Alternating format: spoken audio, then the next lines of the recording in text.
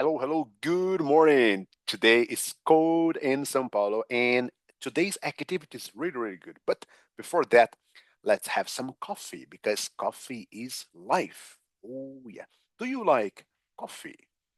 Do you like coffee? Do you like coffee? Bom, espero que sim. I like coffee very much. So, for today, para hoje, we're going to work on a correction. Repeat, correction.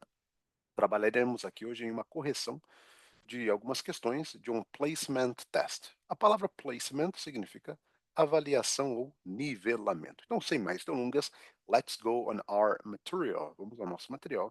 I'll share the screen, compartilharei a tela, I'll share the screen, and we are going to correct 12. Corrigiremos aqui 12, ok? 12 questões, alright? 12 questions. Como é que funciona então? Qual que é o objetivo desse vídeo aqui? É te explicar, é te mostrar alguns acertos e alguns erros comuns, né? Que os alunos geralmente cometem quando já tem ali um tempo de prática, mas ainda não um tempo de, digamos, de um estudo denso gramaticalmente falando, né? Então, olha só que interessante aqui, ó. Como é que funciona esse placement test? Até se você quiser depois, eu posso te mandar o arquivo em branco, né? Só me mandar uma mensagem, ok? Temos as questões, algumas para completar, outras para responder. Então, caso number one, to complete, number two, to answer, right? Já deixei aqui answer, essa palavra answer significa resposta ou o verbo responder, né? Aqui são as respostas que um aluno fez, é um aluno que está iniciando agora, né? Uma pessoa que tem uma capacidade de conversação muito boa, aliás, né? E aí vamos trabalhar algumas estruturas. Vamos lá. Como a língua portuguesa tem uma estrutura visivelmente e em seu desenvolvimento bem diferente da língua inglesa, é normal que, no início, nós tenhamos essa, digamos, esse costume, né? Tenhamos esse costume de pensar o novo idioma, no caso o inglês, a partir de como pensaríamos em português. Contudo, não é o melhor caminho. A língua inglesa tem em si detalhes que, à medida que eu aprendo, obviamente, né, eu consigo sim alcançar um nível de interpretação e de conversação, né, bem como de escrita e leitura, muito melhores. Porém, como que eu chego lá? E tem como eu me tornar muito bom em inglês sem fazer essa base do meu idioma português para o inglês? De fato, não, porque é uma coisa natural. Então pense que o seu cérebro a todo momento busca interpretar a realidade a partir do idioma que você tem. Esse contexto dado, vamos agora às questões, ok? Question number one, complete. At the school yesterday, tínhamos quatro opções: was you, were you, did you. Vou mudar aqui a cor. Vamos lá. A resposta certa para o número um seria were you. Por que were you? Porque a questão trata de passado do verbo to be, ou verbo ser ou estar.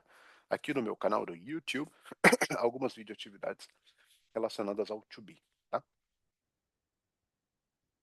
Quando temos perguntas com o verbo to be, nós invertemos o verbo, no caso aqui were, com o sujeito, que é a pessoa, coisa ou animal que executa a ação, no caso you. Essa inversão transforma em pergunta. Se fosse uma frase afirmativa, aí teríamos o you, pronome ou sujeito, antes do verbo. No caso, you are, you were, I was, I am, etc. Por que a frase está errada com did? Porque did é um auxiliar do passado simples. Tem vídeo aqui também de passado simples, que é um tempo verbal que trata de algo que aconteceu em um momento específico no passado e não traz, não guarda relação com o agora. Tá? Entraremos em mais detalhes em outras ocasiões. O objetivo aqui, corrigir e entender, né, em linhas gerais, qual é o erro. Então, primeiro, número um, errou porque cabia ao aluno identificar o verbo to be. Né? Aqui no caso, o passado simples do verbo to be. Entender que com you nós temos a forma plural, sempre. Né? Was é a forma singular de be no passado. Então a D está errada por uma questão de gramática, né? Não se usa o verbo auxiliar do e does no presente, nem did no passado, com frases em que o verbo principal é to be ou modal, né? Para quem não sabe, há 9 verbos que são chamados verbos modais. Tem aqui também no canal vídeo de verbos modais, recomendo que assista caso não saiba do que eu estou falando, ok? E já aproveita, se inscreve, compartilha. Eu sei que os vídeos não são, nossa, que produção hollywoodiana, mas são feitos com todo o meu amor, meu carinho. Eu amo ensinar e você percebe isso, né? Então, vamos lá, let's share, vamos compartilhar. Número 2. Is your family large? A sua família é grande? Cabia ao aluno responder, respondeu A. Está certo. Yes, it is. Sim, ela é. It é um pronome. Então, o pronome it significa ele ou ela para não humanos. Além de it, nós temos o he, que é o ele, ser humano. Temos o she, que é ela, humano, né? Peço perdão pela letra, estou escrevendo com o mouse, né? Então não é fácil usar o mouse. Mas acho que dá para entender. H-E-S-H-E. Yes, it is. A sua família é grande? Perceba uma pergunta com to be.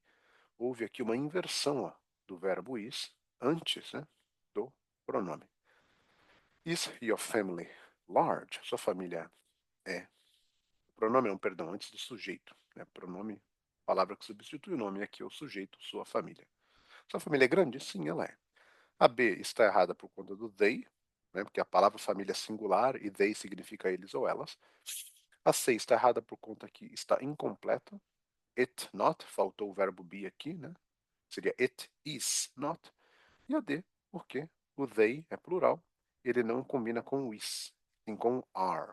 Então, se fosse they are, né, seria possível, mas não seria a resposta correta, porque família ainda é singular. Né? Mas só para entender a questão do they, que não liga com is. Is é sempre singular, é ou está. 3. Na número 3, pedia-se que o aluno entendesse de verbos auxiliares no presente simples. Né?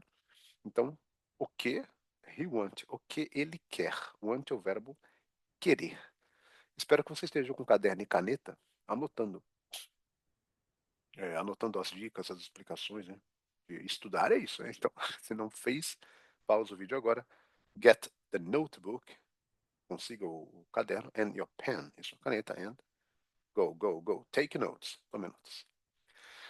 O aluno marcou does, está certo? Does é o verbo auxiliar de ele ou ela. Então, does é o verbo auxiliar de he, she e it. E do? Do é o verbo auxiliar de quatro, né? Eita, ficou bem feio isso aqui. Deixa eu melhorar isso aqui. Vamos colocar aqui o do. Pronto, assim, ó. Pum, pum, pum. Então, do, verbo auxiliar de I, verbo auxiliar de you, verbo auxiliar de we e verbo auxiliar de they. Tudo bem. Então, para he, she, it, temos o does. Have não entra nessa frase. Have não é auxiliar de presente simples, tá bom? E o was, que é o verbo to be, também não, porque what was he want, o que era, o que estava, ele quer? Não, também não. Para quem não sabe ou não conhece os verbos auxiliares, tem vídeo aqui sobre isso. Procure presente simples ou simple present, você encontra toda a explicação. Como que eu uso um verbo auxiliar, em quais tipos de frases, né? Por que que eu não traduzo um verbo auxiliar, tudo isso é explicado lá, tá bom? Mas, em geral, verbos auxiliares são usados para formar perguntas ou negações quando o verbo principal da frase não é nem to be e nem modal. No caso aqui, o verbo want, que é o verbo querer, não é nem to be, ser estar, e nenhum dos 9 modal verbs. Por isso, para perguntar ou negar no presente simples, eu preciso de do ou does. Como o sujeito da frase, como o sujeito da frase equivale a ele ou ela, no caso he, aí o auxiliar é does. Se fosse qualquer um dos outros sujeitos, aí seria do. Exercise 4. Do you have dinner? Pensava aqui que o aluno entenderia o contexto, né? Dinner é jantar.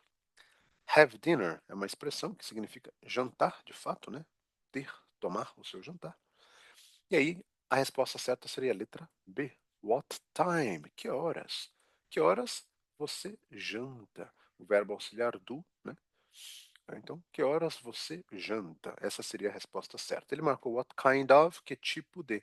A palavra kind é usada no sentido de espécie, tipo, categoria não se enquadra no contexto. A menos que eu queira perguntar que tipo de jantar, que tipo de comida, né? Que tipo de comida você tem no jantar? Aí sim, what kind of food do you have for dinner? Aí seria possível. 5. He to go home. Ele ir para casa. Aqui pedia que o aluno conhecesse presente simples afirmativo, né? Afirmativo. Então tem aquela regrinha do S. Para quem for assistir a recomendação que eu dei há pouco, a videoaula do Present Simple, tem essa explicação também. O porquê que eu usaria a letra S aqui se fosse, né? Então, a frase para ter a letra A como resposta precisaria da letra S. Como não tem, está errada. A resposta certa aqui seria a letra C.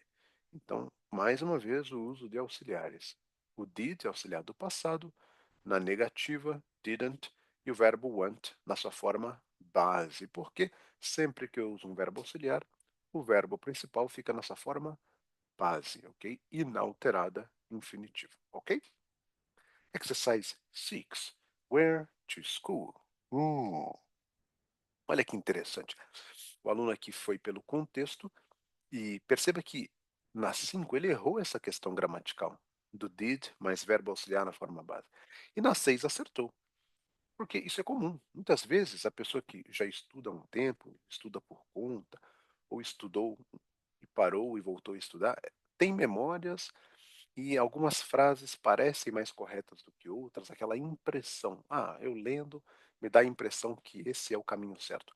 E nós devemos confiar nisso. O nosso subconsciente tem muito conhecimento, devemos valorizar esse conhecimento do subconsciente. No caso aqui, o aluno percebeu muito bem a palavra where significa onde, faz parte das WHs, né? Faz parte das WHs. Então, where significa onde você foi à escola. Where did you go to school? Where did you go to school? Onde você foi à escola? Where did you go to school? Então, tá certo. A letra B está errada porque went é o passado de go. Não se faz pergunta assim, where went you to school? Não tem esse tipo de possibilidade. Where did went está errado porque seu uso auxiliar, o verbo principal precisa estar na forma base, por isso go e não went. E did go está incompleta, faltou a pessoa, né, o you.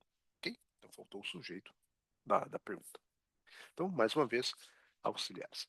7. Palavra 7, a questão 7, pedia que o aluno conhecesse a expressão used to. É a resposta certa aqui, né?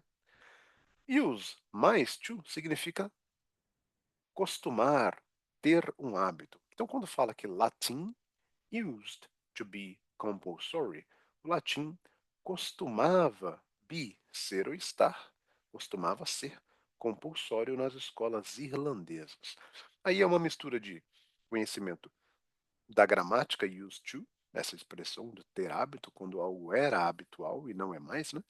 E também com contexto, porque o latim é um idioma que não é mais obrigatório em nenhum lugar do mundo, né? Até onde a gente compreende aí a nossa realidade prática.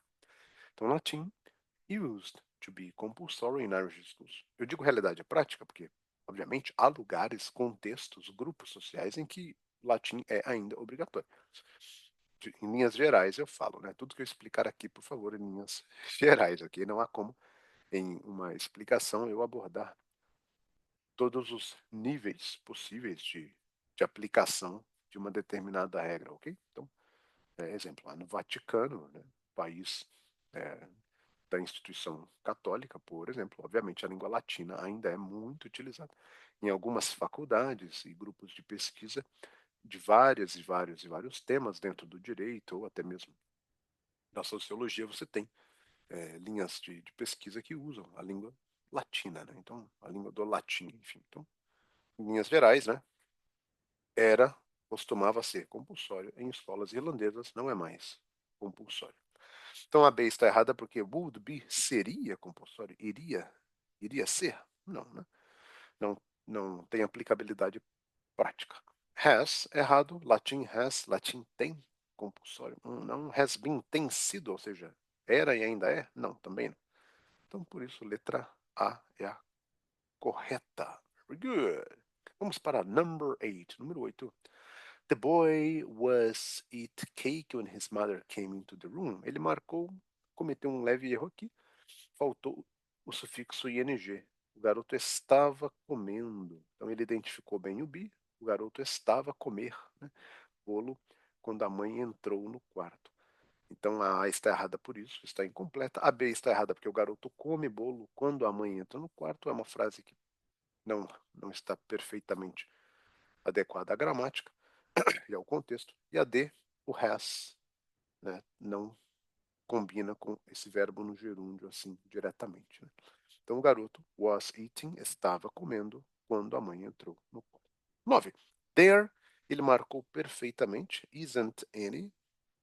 Então o there, sempre que tiver o there, essa palavra there, mais alguma forma do verbo be, is, are, qualquer outra, will be, is going to be, has been, have been, blá blá blá. Qualquer forma de there mais be traz a existência, né? Traz o verbo haver. E aí, no caso negativo, there isn't, não há, não tem, não existe. Any é uma palavra que é usada em frases negativas ou interrogativas. No caso das frases negativas, any é traduzido como nenhum ou nenhuma. Em outras frases é traduzido como qualquer ou quaisquer. Mas nas negativas, nenhum, nenhuma.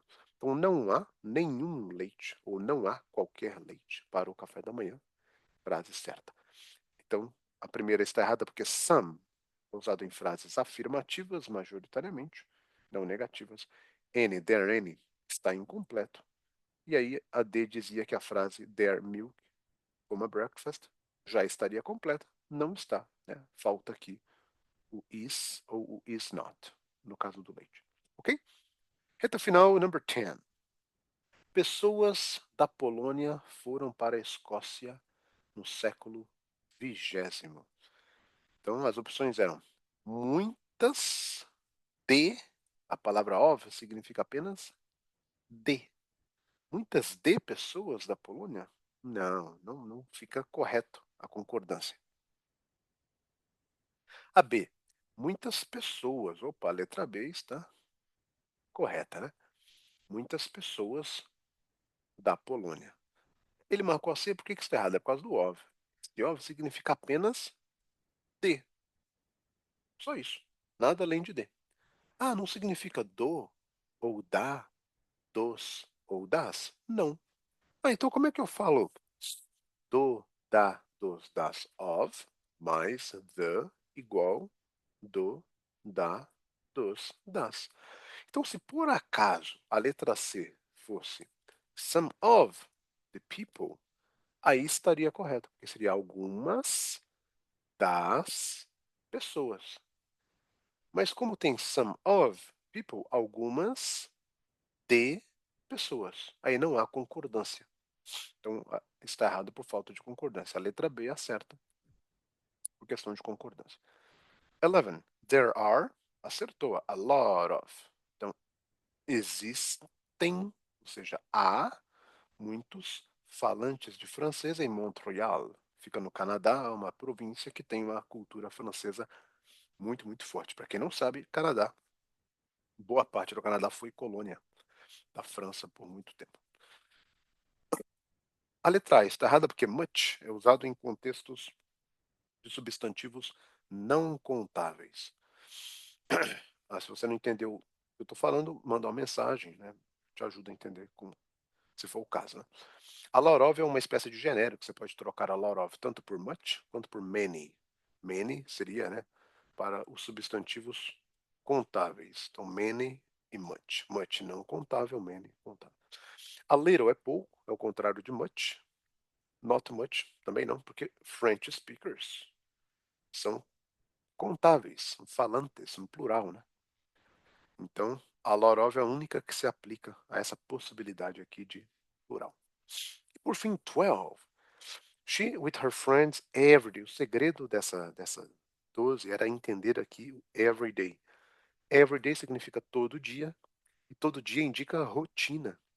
No português equivale ao presente do indicativo. Olha que legal. Então a resposta certa seria a B. Porque quando eu tenho uma frase afirmativa, a pessoa da frase equivale a ela, é uma frase que está no presente simples ou presente no indicativo em português, rotina, aí eu tenho essa regrinha do S aqui no verbo. Então, she communicates every day. She is communicating, ela está se comunicando todo dia. É até algo que falaríamos em português no popular, mas não é correto dentro da própria estrutura da língua portuguesa. Esse erro se chama gerundismo. Se você puder, pesquisa aí, que é o uso exagerado, exacerbado do gerúndio, né? Então, em português, o certo seria ela se comunica com seus amigos, ou ela se comunica com os amigos diariamente, todo dia. E não ela está se comunicando.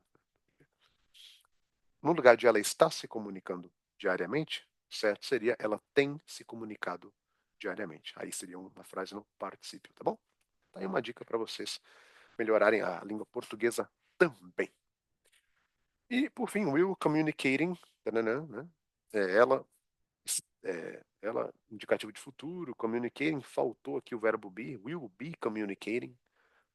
É uma frase que seria possível, mas está incompleta. E a D diz que a frase já estaria certa, she with her friends, não, né? Falta o verbo, então não está certo. Tranquilo?